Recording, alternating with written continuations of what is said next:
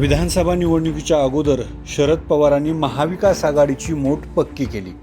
एकत्र लढणार हे पत्रकार परिषद घेत प्रमुख नेत्यांनी जाहीर केलं. त्यानंतर पवार कामाला लागले. राष्ट्रवादी काँग्रेस, उद्धव ठाकरे आणि काँग्रेस लढवू इच्छित असलेल्या विधानसभा जागांची माहिती शरद पवारांनी मागवली. त्या अगोदर शरद पवार यांनी आपली जमिनीवरील यंत्रणा कामाला लावली. विधानसभा मतदारसंघाच्या जागाबाबत इत्थंभूत माहिती गोळा करायला सुरुवात केली. ही माहिती हाती आल्यानंतर शरद पवार विधानसभा निवडणुकीसाठीची रणनीती आखली. पुढील आठवड्यात मतदारसंघानिहाय माहिती आल्यानंतर लगेचच महाविकास आघाडीची एकत्र बैठक होणार आहे. या बैठकीत 288 जागाबाबत चर्चा होईल. माहितीच्या आधारावर शरद पवार गट विधानसभेला किती जागावर दावा सांगणार याकडे राजकीय वर्तुळाचं लक्ष लागलं. लोकसभा निवडणुकीत महाविकास आघाडीला घवघवीत यश मिळाले. राज्यातील 48 लोकसभा मतदारसंघापैकी 30 जागांवर विजय मिळवला.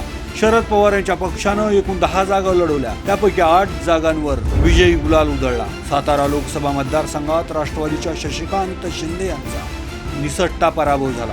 तरी देखील शरद पवार गटाचा स्ट्राईक रेट हा 80% होता. हीच पवारांची विधानसभेसाठी जमेची बाजू मानली जाते. लोकसभा निवडणुकीप्रमाणेच विधानसभा निवडणुकीतही शरद पवार यांचा अनुभव हा मवियासाठी कामी येणार आहे. उमेदवार निवडीपासून ते प्रचाराच्या रणनीतीमध्ये राष्ट्रवादी काँग्रेस नियोजन अचूक ठरलं होतं. शरद पवार यांची लोकसभा निवडणुकीच्या 3ऱ्या टप्प्यातच 30 जागांचं भाष्य केलं होतं. आता पवार विधानसभेला सत्ता परिवर्तन अटळ असल्याचा दावा करतात.